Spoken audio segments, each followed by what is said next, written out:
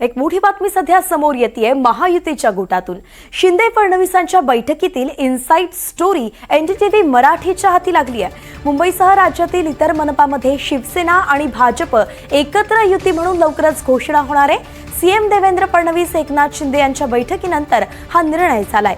NCP मात्र स्वतंत्र निवडणूक लढवू शकते। काही ठिकाणी ते स्वबळाचा नारा देऊ शकतात, तर मुंबईत युती सोबत एनसीपी सोबत घ्यायची असेल तर नवाब मलिक शिवाय चेहरा द्यावा अशी माहिती आहे। सूत्रांनी ही माहिती दिली आहे। सागर कुलकर्णी आपले प्रतिनिधी आपल्या सोबत जोडले गेलेत।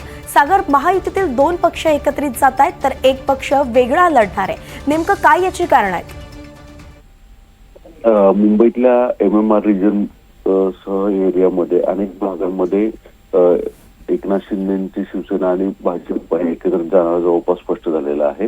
काल रात्री उशिरा वर्षा निवासस्थानी राज्याचे मुख्यमंत्री देवेंद्र फडणवीस, एकनाथ शिंदे, उदय सामंत, राहुल शेवाळे तसंच चंद्रशेखर बावनकुळे, आशिष शेलार यांची बैठक झाली आणि या बैठकीमध्ये या संदर्भातला निर्णय झाल्याची माहिती समोर येते।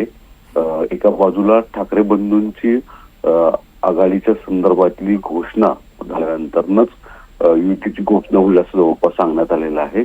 मुख्यमंत्री आणि उपमुख्यमंत्री यांच्या एकंदरीत या युतीची घोषणा होईल, ज्याच्यामध्ये जवळपास शिंदेंना 100च्या आत जागा देणं हे जवळपास निश्चित झालेलं आहे।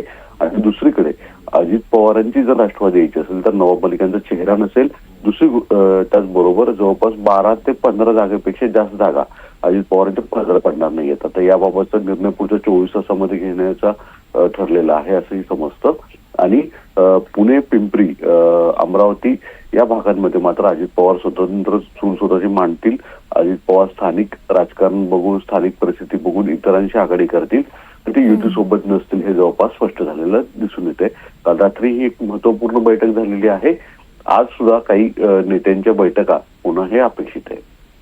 अर्थातच एकंदरीत म्हणजे आता आपण पाहिलं सागर तर दोन पक्ष एकत्र जात आहेत आणि आता पुढचे 24 तास महत्त्वाचे असणार आहेत, कारण की अजित पवार वेगवेगळ्या ठिकाणी त्यांची भूमिका काय असणार आहे, कुणासोबत आघाडी करतायत हे स्पष्ट होऊ शकतं।